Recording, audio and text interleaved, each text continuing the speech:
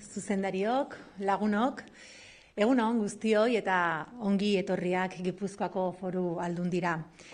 Gaurkoa egun berezia da, izan ere Gipuzkoako Foru Aldundiak omenaldia eskaini nahi dio euskal kulturan ekinbide berrien sortzaile eta sustatzaile izan den elkarte bati, Tolosako ekinbide etxeari. Tolosan bertan, hainbat eta hainbat kultur jardueren sortzaile, ingurugiroari buruzko jardunaldiak, euskal jaiak, zezenketei buruzko tertuliak, argazkigintza, literatura, edo marrazketa lehiaketak, inauterietako ekintzak, asko eta asko esan genitzake. Baina haratago ere joan da Tolosako ekinbide etxea, Gipuzkoako hiriburu zaharra, Tolosa, munduko kultura eta aniztasunaren iturri eta topagune bilakatu du. Horrela, Tolosako nazioarteko abesbatza lehiaketa eta Titirijai nazioarteko txontxongilo jaialdiarekin eta Topik Tolosako nazioarteko txontxongilo zentroarekin batera, Tolosa munduan ipintzea lortu du eta esan hauek guztiak Tolosako ekinbide etxetik sortutako ekimenak izan direla. Euskal kultura 50 urte hauetan zabaldu du. Bai Tolosan bertan, esan bezala, eta baita nazioartean ere. Oihartzun eta parte hartze zabala izan duten egitasmoak zabalduz eta sustatuz. Hoy rendimos un merecido homenaje al Centro de Iniciativas de Tolosa, una asociación cultural privada pero sin ánimo de lucro, que inició su andadura hace 50 años, con un claro objetivo: impulsar y fomentar nuestra cultura. El Centro de Iniciativas de Tolosa ha conseguido en este medio siglo colocar a la villa guipuzcoana en el mapa internacional y difundir la cultura en un modelo basado en el voluntariado. Los inicios, muchos de los que están aquí lo sabrán perfectamente, no fueron nada fáciles. Una complicada coyuntura económica, no, política y social, más que nada. Y los promotores tuvieron que lidiar con grandes adversidades económicas. El primer certamen coral dejó pérdidas que tuvieron que sufragar personalmente miembros de la directiva del CID. Está claro que desde el CID siempre se ha trabajado por amor al arte. Uno de los legados importantes del CID, junto a Titirijai y el Topic, es precisamente el certamen de masas corales. Y es este certamen también al que queremos homenajear hoy. Vamos a verlo en imágenes.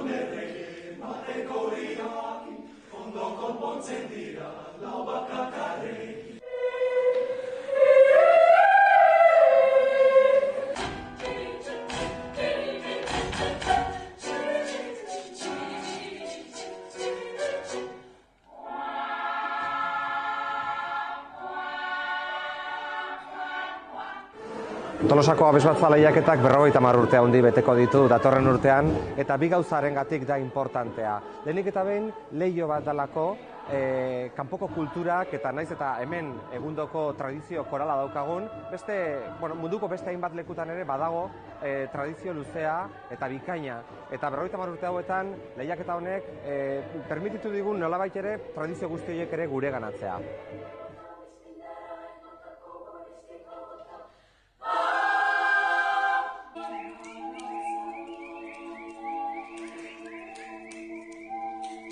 Y el segundo elemento por el que es importantísimo el certamen de masas corales de Tolosa es que está permitiendo que los compositores guipuzcoanos como Javi Busto, como Azurza, como Sarasola o como El Verdín estén componiendo obras que son cantadas por coros de todo el mundo y por tanto podemos encontrar en YouTube, en otros canales, en otras redes sociales, obras guipuzcoanas cantadas por un sinfín de coros que las han hecho suyas y que han permitido también que el euskera se proyecte y se cante desde muchísimos otros idiomas, desde muchísimas otras tradiciones corales.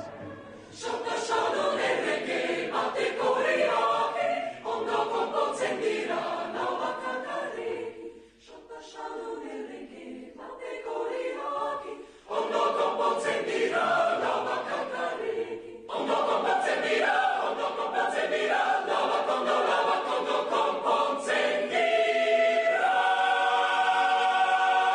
Es increíble pensar que hace 50 años un grupo de tolosarras, en las condiciones sociales de aquella época, las limitaciones económicas, tuvieran la audacia de enfrentar este certamen que ha alcanzado unos niveles de proyección internacional de grandísimo nivel.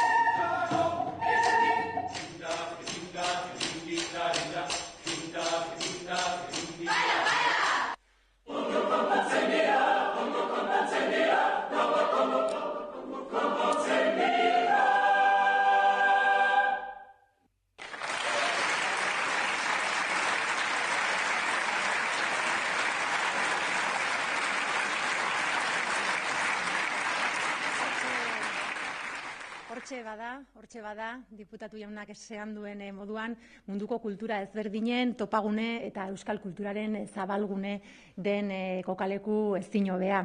Deniz Itxaso kultura diputatuak ongietorri eman nahi dizue eta baita merezitako eskertza honen zergatia azaldu ere.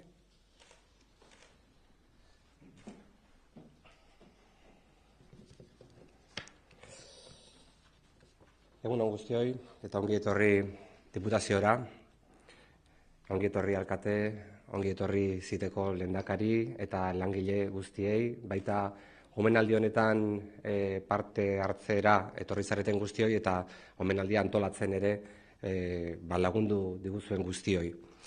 Orain dela 50 urte, 1977an, Tolosar ipurtarinen talde batek erabaki zuen bere bizitza katramilatzea eta Tolosako ekinbide etxea sortzea. Noiz eta agintariengan mesfidantza handia pizten baitzuen, biosberak izanik, kulturaz hitz egiteak, turismoaz jarduteak, eta zergatik ez esan baita Euskara aipatze hutsak, eta gure musika eta gure literatura aipatze hutsa berak ere. Hasieratik sortu zen Tolosako ekinbide etxea kultura bokazio garbiko elkarte bat bezala. Irabazi asmorik gabe eta izaera altruista batekin. Helburua garbi zegoen. Tolosa ekintzagune bihurtzea, munduaren luze zabalean proiektatzeko bai euskal kultura, bai herriaren izena.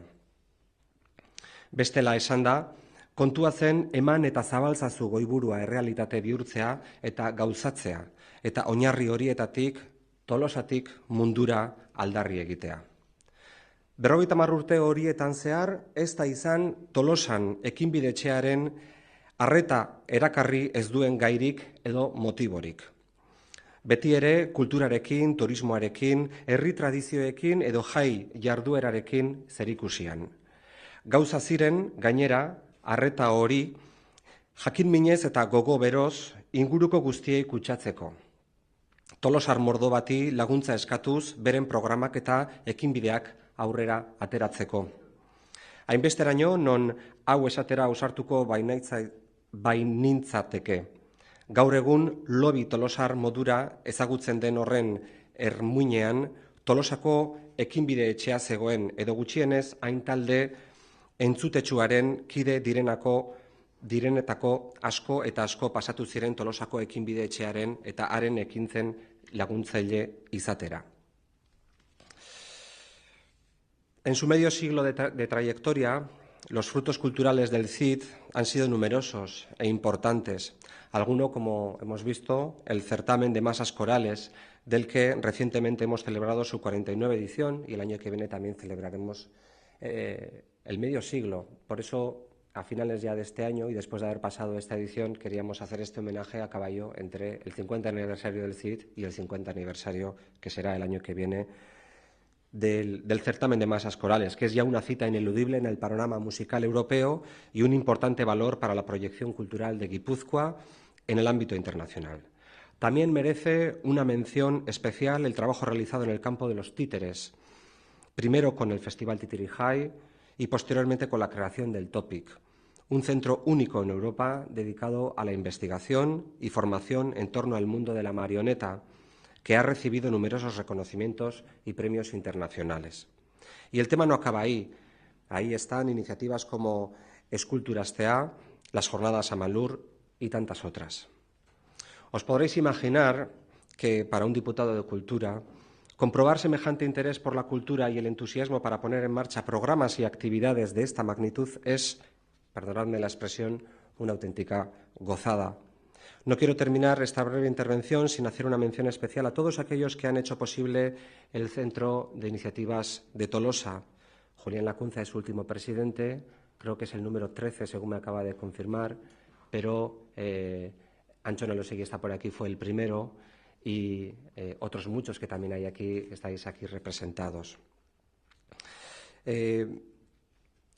Decía, mención especial a todos aquellos que han hecho posible que el CID y Tolosa sean un referente de la actividad cultural y un foco de proyección de la cultura vasca, de la imagen de la villa y de Guipúzcoa en el mundo.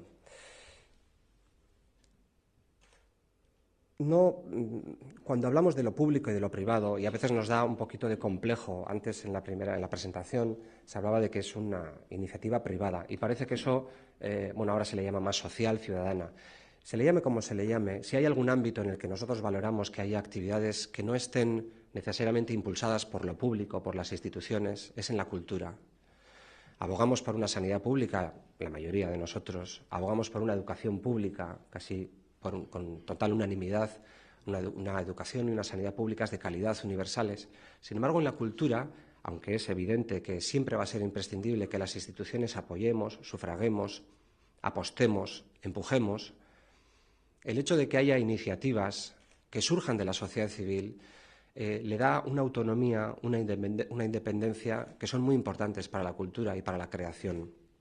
El modelo que representa el CID y que fue construido hace 50 años está hoy plenamente vigente, o debería estarlo, y lo defendemos porque creemos que necesitamos más actividades de esas características, actividades que surjan de la sociedad civil, que surjan del voluntariado. Obviamente vivimos tiempos distintos y ya el voluntariado no se entiende como antes. Cuando una actividad como el CID o un programa como el CID adquiere el nivel de profesionalización que ha adquirido, pues obviamente de voluntariado no se puede vivir solo, se necesita pagar nóminas, pagar a profesionales, y ahí también quiero hacer mención pues a los técnicos y a los profesionales como Luismi y como Idoia, que estáis al frente de proyectos extraordinarios que han dado sus frutos, y en vuestro nombre también pues al conjunto de los trabajadores del CID. Y termino. Cuando le llamé a Iñaki Tolarechipi, no por nada, sino porque le tengo más a mano, hace del orden de mes y medio, y le dije, mira, estamos pensando en esto y creo que sería bonito que pudiésemos homenajear, que la Diputación pudiera homenajear al CID con una selección de coralistas de Guipúzcoa, ¿no? No me dejó terminar la frase, ¿no? Lo tuvo clarísimo y además la seguridad con la que me contestó me dijo, no vas a tener ningún problema, aviso a la Federación, hablo con el resto de coros, ya verás, esto lo vamos a hacer y además va a quedar muy bonito. Y quiero decir otra cosa, le dije, bueno, en fin, organízalo, pero que no os volváis locos y pasarnos el recibo.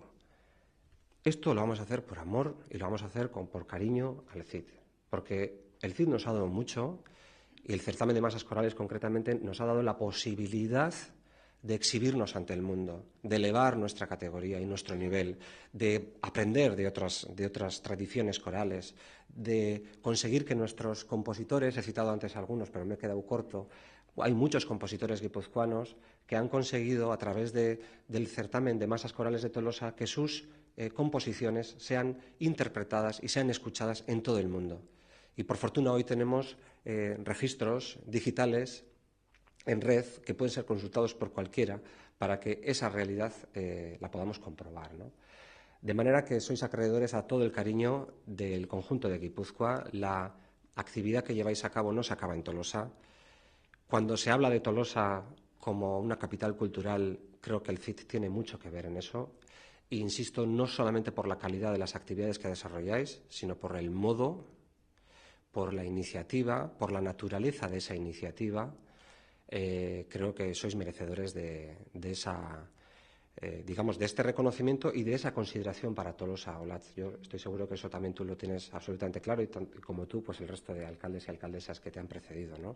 Argi dagoena da, zitek Tolosari eta Gipuzkoa osoari bizitza handia eman diola, emango diola etorkizunean ere, eta gainera nahi dugula hori horrela izatea etorkizunean independentziarekin eta autonomiarekin, eta azken batean kultura, iruditzen zaigu kultura askea, kultura librea horrelako ekimenak behar dituela. Hor egongo gera, beti ere, babesten, laguntzen, aurtengo ekitaldiak, zorioneko ekitaldiak, Tolosan ospatu diren hainbat ekitaldiak babesten egon geran bezalaxe, eta besterik gabe. Eskerrik asko, eta jarrituko dugu ekitaldiarekin.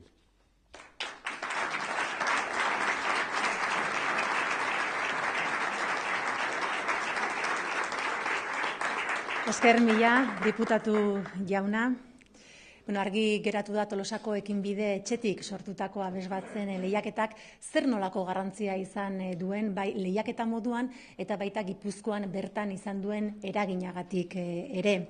El presidente de la Federación de Coros, David Azurza, quiere aprovechar esta ocasión para recalcar y poner en valor la importancia de este certamen internacional. Quiero invitarle a que suba al escenario para que nos dirija unas palabras.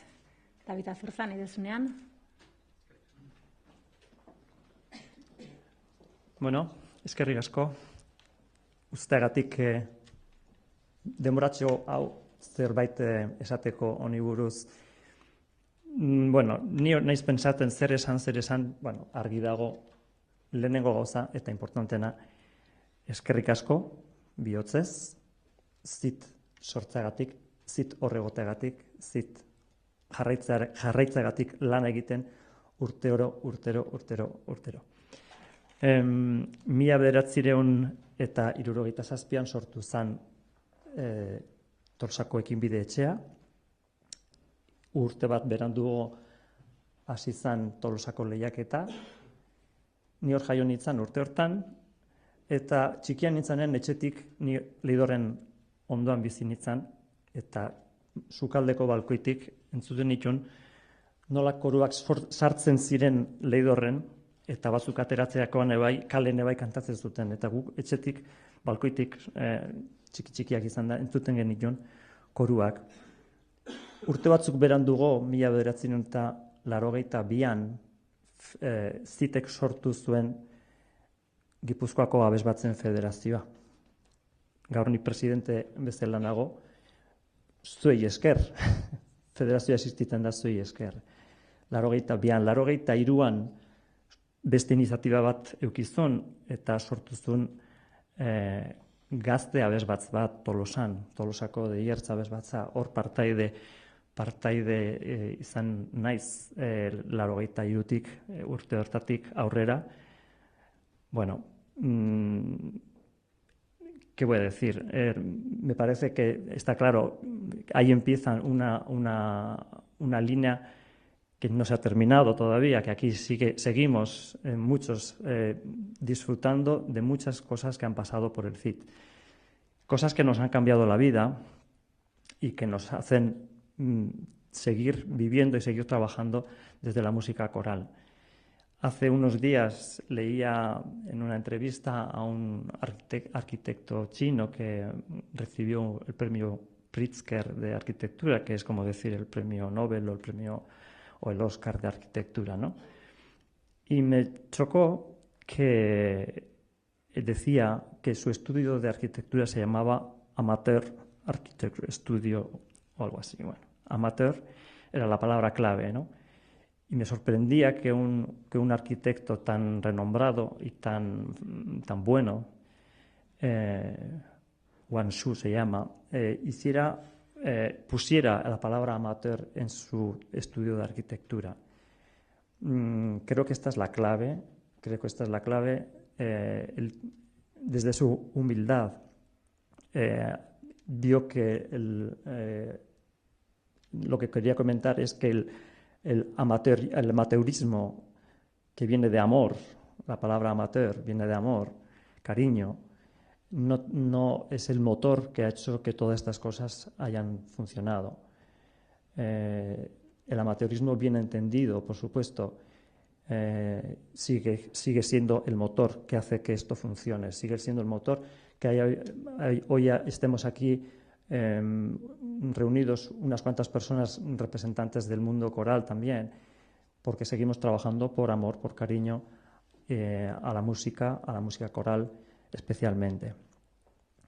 El amateurismo, bien entendido, hoy en día se nos plantean nuevos retos, se nos plantean nuevas situaciones y efectivamente este amateurismo tiene que transformarse en una profesionalización.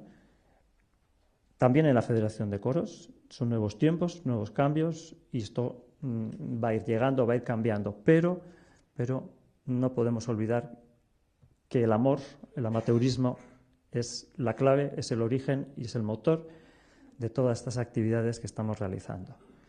El amor desde el corazón, bihotzez, eskerrik asko.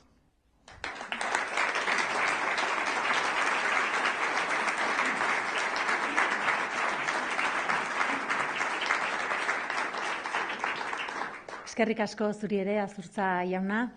Eta besterik gabe, eta hainbeste laudorio entzune ostean, ekin diezaiogun gaurko ekitaldiaren muinari, Denis Itxaso diputatu jaunari, oholtzara igotzeko eskatu nahi diot. Eta berak jarriko bai txapela, omenduetako batzoi eta baita merezitako kuadroa ere eskaini. Lehenik eta behin, Tolosako ekinbide etxeko lehendakaria den Julian Lakuntzari ere, oholtzara igotzeko eskatu nahi diot. Eta Gipuzkoako ereserkia bertan duen kuadroa oparituko dio diputatu jaunak Julian Lakuntzari.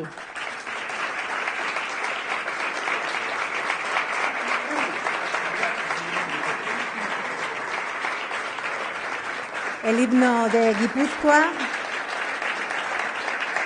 el obsequio por parte de Denis Itxaso al presidente del CID, Julian Lacunza.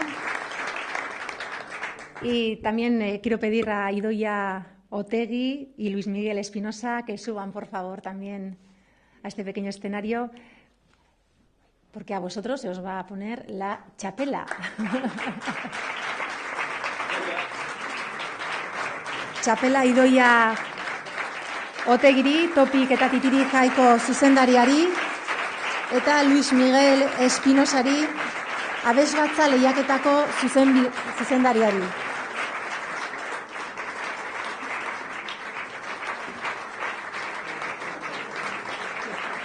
Hori da, eta familiako argazkia. Eta ez genuke ahaztu nahi momentu honetan, Antxon Elosegi, mesedez, Antxon Elosegi ere igotzen balin bada eskenatokira, zu falta zara eta Antxon.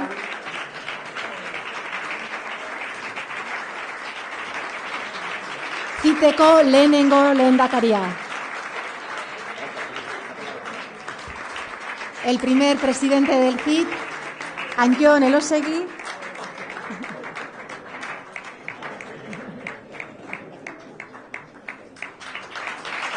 Ahora en bai argazkia.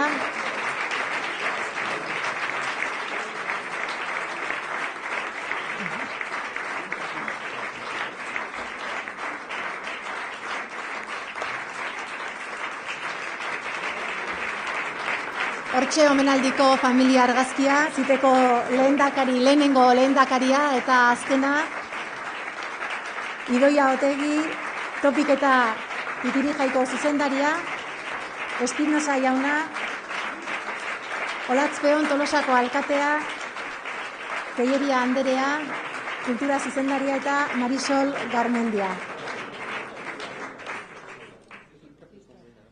Bueno, esan, txapelak nola ez, elosegikoak direla. Gaurkoan dena etxean geratzen da, las chapelas son de boinas elosegi, como no podía ser otra manera.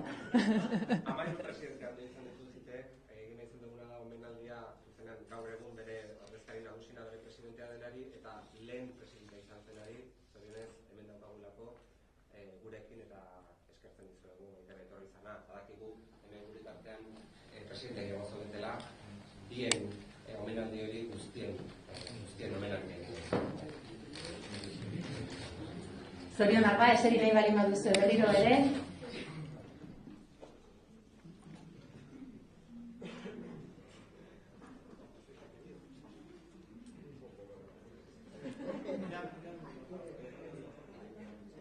Eta Julian Lakuntzari,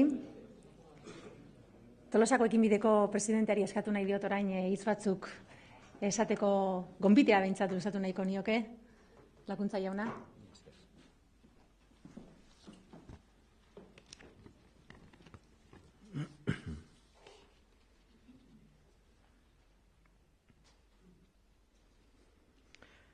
Denis Itxaso, kultura diputatua, Olatzpeon, Tolosako alkatea,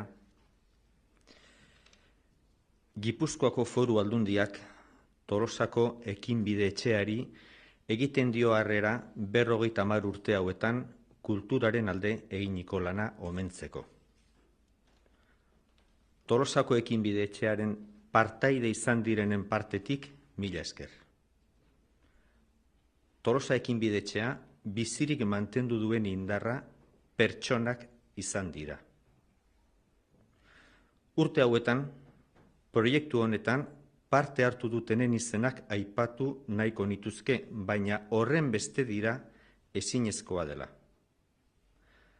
Tolosako ekinbidetxeak eta Gipuzkoako Foru Aldundiak beti izan dute harreman ona, eta hala izaten jarraituko du pertsonen arteko harremanetan oinarritzen delako. El Centro de Iniciativas de Tolosa está orgulloso de su currículum cultural y social. Música coral, teatro de marionetas, jornadas de naturaleza y configuración de un parque de escultura contemporánea. Lo ha conseguido con trabajo propio y buenas relaciones con otras instituciones públicas, en este caso la Diputación, Ayuntamiento, Gobierno vasco, Ministerio o instituciones privadas, medios de comunicación, diversas empresas, sociedades populares, centros de enseñanza, pero siempre basándose en la relación entre personas. Personas emprendedoras, con dedicación, con seriedad, con eficacia, con discreción, con liderazgo, trabajando para ofrecer cultura de calidad a los ciudadanos. En Tolosa siempre ha habido, generación tras generación, personas con ese perfil. El año 1944, una empresa de Tolosa, referente en aquella época en comunicación gráfica, editó un mapa de Guipúzcoa, para mí una verdadera joya. Este mapa, en la parte inferior izquierda, nos muestra a unos turistas con un descapotable rojo, observando desde lo alto el conjunto de la provincia. Entre otros muchos detalles, se aprecia el santuario de Aránzazu, la Basílica de Loyola, la Universidad de Oñate, fantásticas construcciones y continentes con no menos interesantes, fantásticos contenidos. Se ve también en este mapa el casco de Hondarribi, el actual Ayuntamiento de San Sebastián, anterior casino, o el puente de ferrocarril de Ormaiztegui, etc. Se aprecian las Euskaljaia de Zarauz, la fiesta del alarde de Antzuola y todo tipo de danzaris bailando a lo largo del mapa. pelotaris, lanzadores de barra vasca, layadores, artzaias en la zona limítrofe con Aralar, etc. Balnearios de Cestona, Insalus, Alzola, como muestra de un turismo de aquella época y que en parte subsiste hoy el día. Es un mapa que refleja una costa muy atractiva y un interior no menos interesante. Guipúzcoa es una provincia pequeña en extensión, pero es gigante en activos culturales y turísticos. Y en esta Diputación tenéis la suerte de gestionarla. No os olvidéis que en ese mapa, más o menos en el centro, en el corazón de Guipúzcoa, está Tolosa. Y en Tolosa siempre estará el CIT. Y en el CIT siempre habrá personas que, como dice el eslogan de nuestro 50 aniversario, estarán creando cultura. Mila esker, muchas gracias.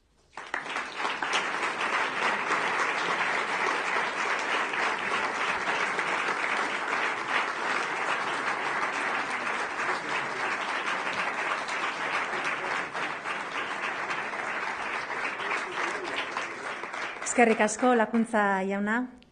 Eta gaurko egunean horrelako omenaldi batean noski ezin zitekeen falta musika. Eta lehen diputatu jaunak esan duen bestela, hemen gauzak egiten diren moduan, zitetik hori erakutsi digute, bolondrez, musutruk, arteari dagokion maitasunaren gatik, hainbat eta hainbat Gipuzkoako abesbatzetako partaideak dauzkagu errezitaldi bat emateko prest. Hain zuzen ere, Landa Barsa, Eskifaia, Oñatiko Ganbara, Odeiertz, Oroit eta Kup taldea. Xabier Sarasola eta Javi Bustosen zuzendaritzapean ondorengo abestiak eskainiko dizkigute. Ave Maria, Aritzadarrean Katxalin, Jaun handiak ikusazue, Goiko mendian eta Maitian untzira. Nahi duzutenean, prestakuntza pixkatxo bat beharko duzu eta zuena da holtza.